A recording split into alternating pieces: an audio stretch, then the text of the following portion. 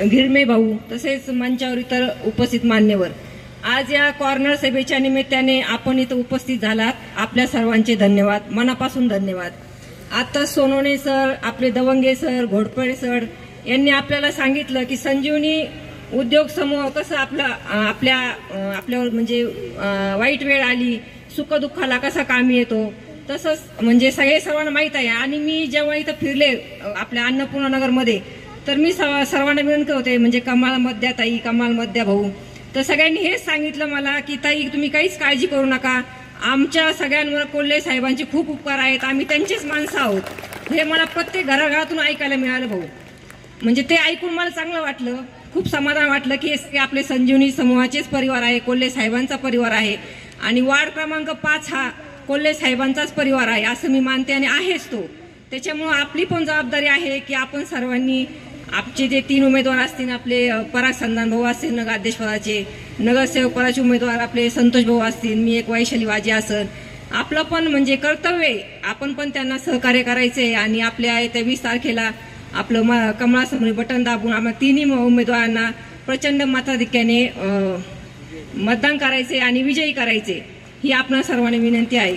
आणि आपल्या अन्नपूर्णा नगरमध्ये म्हणजे प्रभाग क्रमांक 5 मध्ये काही कामं झाली नसतील, काही झाली असतील, आता घोरपडे सोनवणे भाऊंनी सांगितलं, सोनवणे सरांनी, विजय भाऊ आपले रात्री कधी फोन करा, ते आपल्या सुखदुःखात हजर आहेत आणि ते खरंच हजर राहतात, कुणी फोन करू ते हजर राहतात, म्हणजे ते पाहत नाही की आपले प्रभागातला माणूस आहे का बाहेरचा माणूस आहे। त्याच्यामुळे तुम्ही पण त्यांना सहकार्य करा आणि जे कामं झाल्या म्हणजे इथं सोनवणे ताई असतील ते इथं होत्या, त्यांच्या काळात त्यांनी इथं कामं केले आणि आता पण बरेच काही कामं राहिले असतील आणि ते पण आपण पूर्ण करू। आणि मला आज असं कळलं की इथे स्वामी सेवेकरी भरपूर आहेत अन्नपूर्णा नगरमध्ये, तर मी त्यांना भेटले आज, तर त्यांची ताईंची सगळ्यांची एकच इच्छा आहे की ताई आम्हाला इथून गुरुच्या इथं पारायण करायचं असेल तर आम्हाला गोदा काठला जावं लागतं, सकाळची वेळ असती, भीती वाटती, साधन नसतं, सोडवायला माणसं नसते, त्यांना पण कामाला जायचं असतं, तर त्यासाठी तुम्ही त्यांची सगळ्यांची एकच विनंती होती ताई, आता हे 2 मंदिर झाले, आपले दत्त महाराजांचं मंदिर असेल, महादेवाचं मंदिर असेल, तिथं आम्हाला एक सभा मंडप पाहिजे, इथं साईडला हे पाहिजे गेट पाहिजे आणि इथं म्हणजे आपण गुरुच्या इथं पारायणाला बसतो तिथं आपली हेळसांड होते गुरुच्या इथं पारायणाची ग्रंथाची, तर तसं काही झालं नाही पाहिजे। तर मी तुम्हाला सगळ्यांना ताईंना सगळ्यांना सांगते ताई, हे आपण तुम्ही जेव्हा आम्हाला सगळ्यांना 3ही उमेदवार निवडून देशाल तेव्हा पहिलं काम आपण हे सभा मंडपाचं करू, हे मी तुम्हाला सांगते। आणि आपले निवारा केंद्राचे हरिभाऊ गिरमे असतील, त्यांना पण मी सांगितलंय आपण भाऊ इथं म्हणजे सभा मंडपाचं काम करायचं, इथं आपल्याला स्वामी केंद्र सुरू करायचे म्हणून। इथं मी त्यावेळी मागच्या गुरुवारी आरतीला आले होते, स्वामींची आरती होती, साप्ताहिक आरती असते इथं, तर इथं स्वामी सेवेकरी भरपूर असतात, त्यावेळेस मी उपस्थित होते भरपूर। तर आपला म्हणजे ते सभा मंडप झाल्यावर आपल्या सर्वांना ते गोदा काठला किंवा निवारा केंद्र जायची गरज भासणार नाही, आपला वेळ वाचन, तुम्हाला सगळ्यांना सोयीस्कर होईल आणि आपले स्वामी सेवेकरी पण वाढतील। तर भुजबळताई पण मार्गदर्शन होत्या, मागच्या गुरुवारी मी पाहिलं, खूप छान मार्गदर्शन करतात त्यांना पण म्हणजे सेवा करायची संधी मिळत आणि आपल्याला पण सगळ्यांना सेवा करायची संधी मिळत। आपले हे जे राहिलेले कामं असतील, विकास कामं असतील, आपल्याला सगळ्यांना असं वाटतं असेल ही कामे पूर्ण व्हावा, तर आपलं कमळाशिवाय आपल्याला पर्याय नाही, कोल्हे घराण्याशिवाय आपल्याला पर्याय नाही ताई। तर सगळ्यांनी आपल्याला सहकार्य करा, मदत करा, येत्या 20 तारखेला कमळासमोर बटन दाबून आपण सर्वांनी आम्हा 3ही उमेदवारांना प्रचंड मताधिक्याने विजयी करावा, ही आपल्या सर्वांना नंबर विनंती। धन्यवाद। सर्वांचे आभार मानतो की आपण सर्वजण इथं वेळात वेळ काढून या मीटिंगला आले। एक गोष्ट जी आठवते काय की ह्या परिसरात ज्यावेळेस घोरपडेजींनी पण आठवण करून दिली की एक उद्देश घेऊन साहेबांनी ह्या परिसरात ज्यावेळेस पहिला कारखाना उभा केला, त्यानंतर डेअरी झाली आणि त्यानंतर संजीवनी शैक्षणिक संकुल झालं, त्या याच्यात सर्वांचा हातभार होता। हे शक्य झालं पूर्णपणे आपल्या इथं उपस्थित असले हे पूर्ण अन्नपूर्णा नगर आणि ह्या परिसरातल्या लोकांमुळे, कारण की तुम्ही सर्वांनी साहेबांच्या मागे खंबीरपणे उभे होते, त्याच्यामुळं हे सगळं शक्य झालं। मी त्या बाबतीत आपल्या सर्वांचे आभार मानतो, कारण की कोणालाही काही गोष्टी पुढे न्यायची असतात तर टीम फार महत्त्वाची, आणि ही टीम म्हणजे हे माझ्या समोर बसलेले, माझ्या इथं मंचावर बसलेले सर्व आदरणीय वर्ग आहे। आज आपण जरी म्हणत असलो की यांनी आपल्या सरांनी विषय घेतला की रिटायर्ड कॉलनी, मी म्हणाल ती रिटायर्ड कॉलनी नाही, ती एक्सपिरियन्स्ड कॉलनी, त्यांचा अनुभव जो आहे तो आज सर्व 3 जनरेशनला कामाला येतो. मी म्हणाल की माझ्यासारख्या युवकाला सुद्धा तो अनुभव कामाला येतो. कारण की बऱ्याचशा वेळेस आंत्रे साहेबांनी आम्ही ज्यावेळेस चर्चा करतो तर आंत्रे साहेब मला फार 1960 पासून बऱ्याचशा गोष्टी त्यांच्या सांगत असतात, साहेबांबरोबरचे अनुभव, आणि हे सर्व अनुभव आम्हाला तुमच्यातून शिकायला भेटतात. हा परिसर विवेकजी ज्यावेळेस होते नगरसेवक त्या पद्धतीने इथं सुरुवात झालेली आहे. भरपूर गोष्टी काम करणंही राहिलेलं आहे, जे अर्धवट राहिलेलं आहे. त्यात प्रामुख्याने स्ट्रीट लाईट्स असेल, आपल्या मंदिर परिसरातलं सुशोभीकरण असेल, हे सर्व होईल.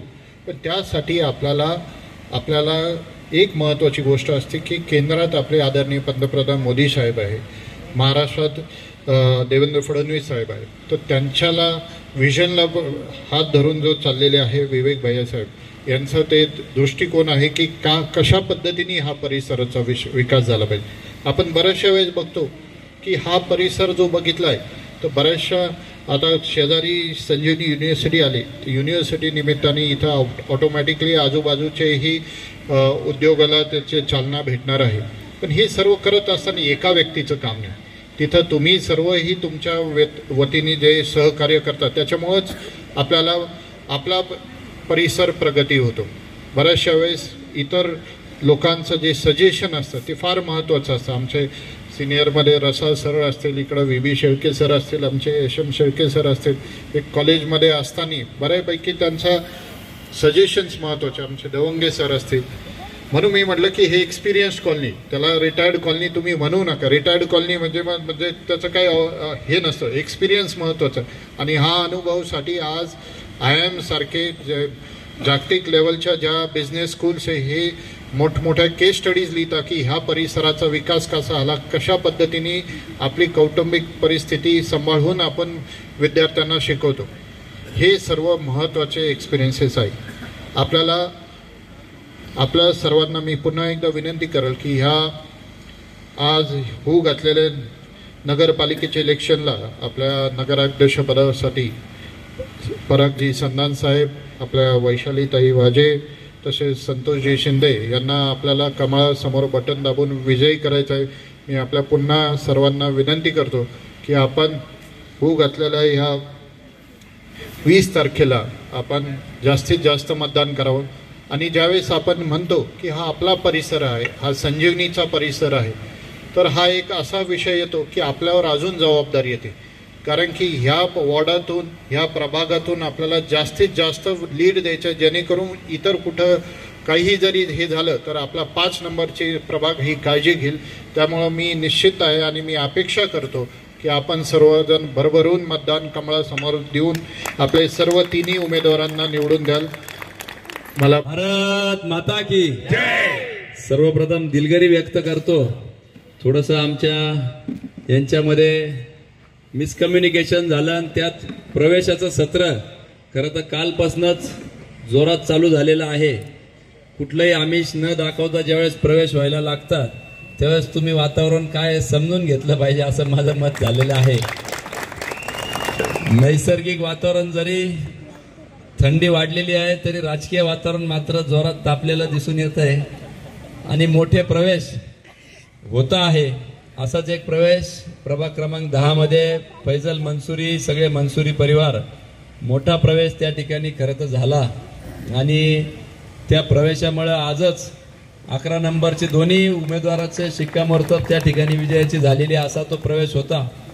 परंतु छोट्या खाणी म्हणता म्हणता त्यांनी संपूर्ण मोठी गर्दी आणि एक कॉर्नर सभाच तिथं त्या प्रवेशानिमित्ताने घेतली. भाषणं अनेक झाले, त्याच्यामुळे यायला उशीर झाला. तुमची दिलगिरी व्यक्त करतो आणि आम्ही दादांची करतो, कारण आम्ही दादा वेळेचे फार पक्के आणि कायम आम्ही दादा मला कान टोचत असता, अरे 7 वाजले कुठे, म्हटलं आता येतो. त्याच्यामुळं आमच्या सगळ्यांच्या सगळ्यात मोठे बंधू असलेले आमचे अमित दादा, खरं तर मी म्हणजे आदराने जेंटलमॅन कोल्हे ज्यांना म्हणतो की एकदम शिस्तीचा कारभार आणि ज्यांचं आम्ही आदर्श मार्गदर्शन आम्ही घेत असतो असे आमचे मोठे बंधू अमित दादा. आणि सहसा ते कुठं येत नाही, जात नाही, परंतु या ठिकाणी या परिसरावर विशेष प्रेम अमितदादांचं असल्यामुळं ते या ठिकाणी आज आपल्या सगळ्यांशी संवाद साधायला आलेले आहे. संजीवनीची भिंत जरी शेजारच्या गारद्या नाल्यापर्यंत संपत असली तरी कुटुंबाचा परिसर हा मात्र येवला रोडपर्यंत त्या ठिकाणी जातो असं माझं म्हणणं आहे. आणि हा आपला कुटुंबच या ठिकाणी आहे. अशा या कॉर्नर सभेसाठी खरं तर आपण उपस्थित झाला. या ठिकाणी ज्यांच्या अध्यक्षस्थानाखाली आपली ही मीटिंग चालू आहे असे डॉक्टर शिंदे सर, या ठिकाणी ज्यांच्या मार्गदर्शनाखाली संजीवनी उद्योग समूहामध्ये कारखाना असेल, कॉलेज असेल, विद्यापीठ असेल, असं भरीव असं योगदान स्वर्गीय कोल्हे साहेबांपासून ज्यांनी असं दिलं असे अंत्रे साहेब, त्याचप्रमाणे या ठिकाणी आचार्य साहेब, शिवाजीराव सोनवणे, त्याचप्रमाणे सौ अनिताताई गाडे, श्री सुडके साहेब, त्याचप्रमाणे माजी नगरसेवक याच परिसरातील ज्यांनी नेतृत्व केलं असं विवेकजी सोनवणे, सुवर्णाताई सोनवणे खरं तर त्या नगरसेविका होत्या, धर्मा आव्हाड असतील, कांबळे साहेब असतील, भीमा संवत्सरकर, प्रदीपजी निकुंभ, हरिभाऊ गिरमे, सगळेच नाम उल्लेख मी काय करत नाही, उशीर फार झालेला आहे. खरं तर अनेक जण या ठिकाणी कोल्हे परिवाराचा बालेकिल्ला म्हणून अनेक वेगवेगळ्या पद्धतीने राजकीय डावपेचातून, वेगवेगळ्या माध्यमातून, काहींना आमिष दाखवून, आपल्याच परिवारातील सदस्याला उभा करून आपलं मताधिक्य किंवा या ठिकाणी राजकीय षडयंत्र रचून आपल्या हक्काच्या वॉर्डातले मतं कमी पाहू इच्छित आहे. त्यांना आपल्याला मात्र 20 तारखेच्या मतदानातून हे सगळे डावपेच आपल्याला हाणून त्या ठिकाणी पाडायचे आहे. अर्थात गेले 4 वर्ष हे जे कामकाज चालू होतं हे प्रशासक, नगर अध्यक्ष, नगरसेवक अस्तित्वात नव्हते आणि हे सगळं कामकाज लोकप्रतिनिधी, आमदार म्हणून आणि सीओ म्हणून या दोघांच्याही अधिपत्याखाली नगरपालिकेचं कामकाज चालू होतं. एक मोकळीक त्या ठिकाणी कामाला होती. त्याच्या आधी 5 वर्ष नगरपालिकेचे नगरसेवक अस्तित्वात होते, नगराध्यक्ष अस्तित्वात होते. परंतु आपणच सगळ्यांनी, आपण म्हणजे ह्या भागाने नाही परंतु शहरांनी 20 नगरसेवक आपले निवडून दिले आणि नगराध्यक्ष मात्र दुसराच निवडून दिला. आणि ते सगळा कारभार ज्याला बोली भाषेमध्ये घोडाबैल असं म्हणतो, त्या घोडाबैल सारखा कारभार आपल्या 5 वर्षामध्ये झाला. आणि त्याच्याही आधी ज्यावेळेस होता तर त्यावेळेस 13 नगरसेवक होते. म्हणजे 13 नगरसेवक 2011ला कोपरगावकरांनी निवडून दिले. त्यामुळं ते नगरसेवक सांभाळावे का लोकांना सांभाळावं हा मोठा प्रश्न होता. एखाद्या नगरसेवकाचं ऐकलं नाही तर अल्पमतात येऊन जायचा नगराध्यक्ष, अडचणीत यायचा आणि कामकाजाला सुसूत्रता नव्हती. परंतु 2011 ते 16 नंतर 2 वर्ष 14 ते 16 आदरणीय ताईंना या ठिकाणी आमदार म्हणून आपण सगळ्यांनी प्रथम महिला आमदार म्हणून निवडून दिलं. आणि एक विकासाची गंगा संबंध कोपरगाव शहरात किंवा तालुक्यात आली. आणि 2 वर्ष ऐश्वर्याताई सातबाई असताना आपल्याला काम करण्याची संधी या नगरपालिकेमध्ये मिळाली. त्यामध्ये मग ठराव करून आपण मंत्रालय स्तरावर राज्य शासन, त्याही वेळेस देवेंद्रजी मुख्यमंत्री होते, मग नगरपालिकेची नवीन अद्ययावत बिल्डिंग असेल, डॉक्टर बाबासाहेब आंबेडकर वाचनालय असेल, फायर स्टेशन असेल किंवा पोलीस स्टेशन असेल, शहर ग्रामीण वेगळं करणं, पंचायत समितीची इमारत असेल, अशा अद्ययावत इमारती खरं तर ताईंच्या कारकिर्दीमध्ये आपण केल्या. आणि दुर्दैवाने 16 नंतर नगराध्यक्ष वेगळ्या विचाराचे, नगरसेवक वेगळ्या विचाराचे आले. तरी पण या ठिकाणी विवेक भाऊ असतील किंवा विजूभैया असतील किंवा माजी नगरसेवक आपले बापू पवार असतील, सूरज या ठिकाणी आहे, खरं त्यांनी देखील चांगलं काम त्यांच्या 13 असताना जरी असलं तरी भांडून, मला आठवतं स्वतः बापू असतील, त्यांच्या सौभाग्यवती असतील, हे नगरपालिकेमध्ये नगरसेवक सीओच्या समोर जाऊन विभागाचे प्रश्नांसाठी भांडायचे, ठिय्या आंदोलन करायचे. विजूभैया असतील, विवेकराव असतील, या ठिकाणी चांगल्या पद्धतीने प्रयत्न करून काम केले. आणि म्हणून एक शब्द मी तुम्हाला देतो की हे कुटुंबाचा आपला परिसर आहे.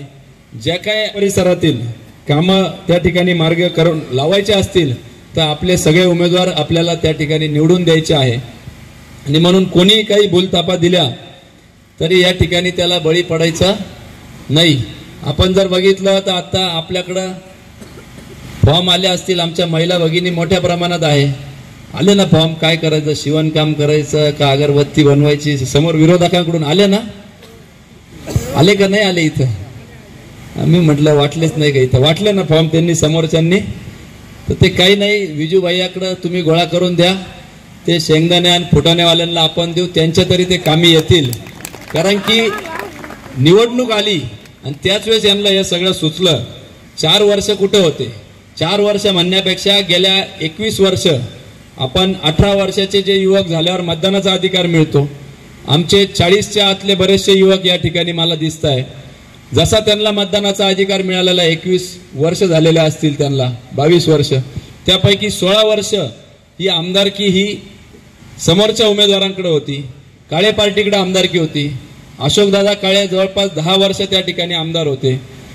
3650 दिवस एकही प्रश्न सभागृहात न विचारणारा आमदार जर कोणी असेल तर त्या ठिकाणी दुर्दैवाने आपले कोपरगावचे अशोक काळे आमदार म्हणून नावलौकिक झाले.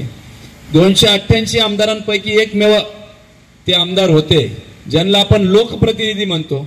लोकांचं प्रतिनिधित्व करायचं, प्रश्न विचारायचे, मांडायचे सभागृहामध्ये, असे ते आमदार होते.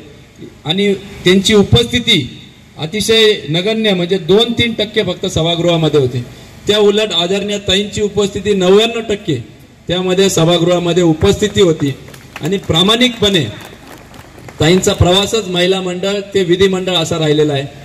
त्या ठिकाणी काम केलं, क्लस्टर सारखी योजना त्या ठिकाणी राबवून आपल्याकडे क्लस्टर आणण्याचा प्रयत्न केला, महिला बचत गट सक्षम करण्याचा प्रयत्न केले, दिवसाला पाणी मिळावं यासाठी अतोनात प्रयत्न केला. परंतु काही विघ्न संतोषी लोकांनी श्रेयावादापाठी कोर्टात गेले आणि त्या ठिकाणी ती योजना आपली थांबली गेली. 5 नंबर तळानंतर आपणच ठराव केलेला होता. 5 तळ्याची जागा स्वर्गीय कोल्हे साहेबांनी घेऊन ठेवलेली होती. त्यांच्या वारसांना ज्यांनी जागा दिली त्यांना संजीवनी उद्योग समूहामध्ये नोकरी आपण दिली. परंतु त्या ठिकाणी 125 कोटी रुपये खर्च होऊन देखील आज काय परिस्थिती आहे तर माहितीच्या अधिकारामध्ये मिळालेली माहिती अशी सांगते की गेल्या 4 वर्षामध्ये 63 दिवस, 58 दिवस, 68 दिवस आणि आता गेल्या 10 महिन्यामध्ये 64 दिवस फक्त आपल्या इथं पाणी आलेलं आहे. म्हणजे अशा पद्धतीचं 125 कोटी रुपये खर्च करून देखील आपल्याला 60-70 दिवसच पाणी वर्षभरामध्ये आलेलं आहे. त्या उलट आज संगमनेरमध्ये जर गेलं तर 365 दिवस त्या ठिकाणी पाणी येतंय. त्याचप्रमाणे श्रीरामपूरला गेलं तर 315 दिवस त्या ठिकाणी पाणी येतंय. आणि ह्या आपल्या मूलभूत गरजा आहे. आज जे पाणी आलं त्याची मी खरं परवाच आपल्या कारखान्याच्या यंत्रणेला सांगून TDS मोजायला लावला, हार्डनेस मोजायला लावला, साईनगरमधून सॅम्पल घ्यायला लावला होता. त्यामध्ये कुठंतरी लिकेजेस आहे. तळ्याच्या पाण्यानंतर फिल्ट्रेशन प्लांट नंतरचं हार्डनेस 300 आहे. म्हणजे जवळपास त्या ठिकाणी क्लोरीनचं प्रमाण पण जास्त आहे, TDS जास्त आहे. आणि कळत न कळत कुठंतरी आपल्याला या आजारांना आमंत्रण देण्याचं खरं तर कारण हे पाणी ठरतं आहे. किडनीचे विकार असतील, वेगवेगळे विकार आजार या पाण्यामुळे त्या ठिकाणी व्हायला लागलेले आहे. एवढंच नव्हे तर धुळीमुळे देखील आपल्याला अनेक समस्यांना सामोरे जावं लागतं आहे. आणि म्हणून हे सगळे प्रश्न, अनेक प्रश्न आहे. गेल्या 4 वर्षामध्ये किती वेळेस फवारणी झाली ताई इकडं तुमच्या भागामध्ये? गेल्या 4 वर्ष प्रशासकीय कालामध्ये झाली असेल ना? काही ठिकाणी एकदा म्हणता, काही ठिकाणी नाही म्हणता. परंतु कागदोपत्री मात्र 75 लाख रुपयाचे बिल त्या ठिकाणी काढण्यात आलेले आहे. एवढंच नव्हे तर वेगवेगळ्या माध्यमातून 5000च्या अधिक मयत जनावरांची विल्हेवाट लावली म्हणून सांगण्यात आलं. आणि आतापर्यंत एकही मयत जनावरांची विल्हेवाट किती लावली माहीत नाही, परंतु कागदपत्री 5-6 हजार मयत जनावरांची विल्हेवाट त्या ठिकाणी लावण्यात आलेली आहे. म्हणजे असे अनेक उदाहरणं खरं तर मी आपल्याला देऊ शकतो. रस्त्यांचा उहापोह केलाच असेल उमेदवारांनी, कोणते केले काय नाही केले. आमच्या मते सगळी रायरान मंडळी आमची इकडे बसलेली आहे. त्याच्यामुळं वेगवेगळ्या माध्यमातून आपण प्रचार करतोच आहोत. परंतु मी इथं प्रचारासाठी नाही तर तुम्हाला आवाहन करण्यासाठी आलो.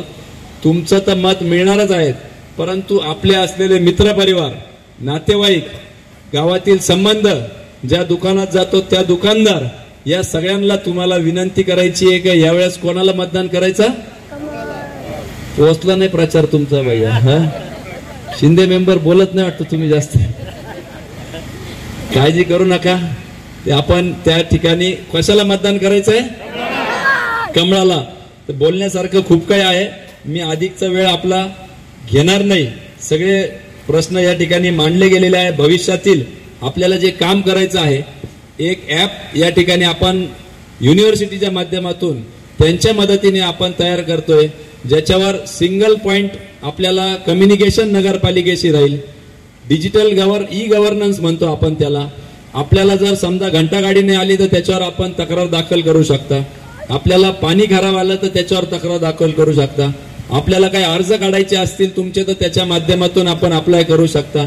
इलेक्ट्रिसिटी असेल, आपल्या दैनंदिन जीवनाच्या निगडीत काही अर्ज असतील, दाखले असतील तर त्या ई गव्हर्नन्स ऍपच्या माध्यमातून आपण ती तयार करतोय.